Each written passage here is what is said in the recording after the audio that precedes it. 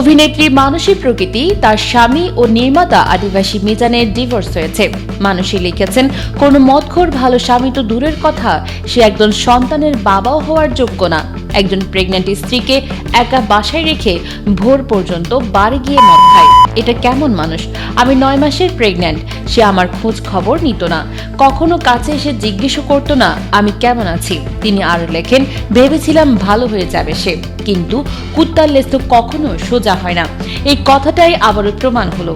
আল্লাহ, তুমি এর বিচার অবশ্যই করো। মানসী বলেন, আমি মেনে নিলাম আমি খারাপ। একটা বেশ্যাও দিন শেষে একটা ভালো সংসার, ভালো স্বামী পেলে ভালো হয়ে যায়। আমি দিন শেষে সম্মান নিয়ে শান্তিমতো সংসারটা করতে চাইছিলাম। আমার মন বা শরীরের অবস্থা কোনোটাই ভালো না। আমার বাবুর যদি কিছু হয়, তার পুরো দায়ভার আমি আদিবাসী মিজান আমার হাজবেন্ডকে দিয়ে যাচ্ছি। আল্লাহর কাছে আর আপনাদের কাছে বিচারের ভার দিয়ে যাচ্ছি। ও যেন ক্ষমা না পায়।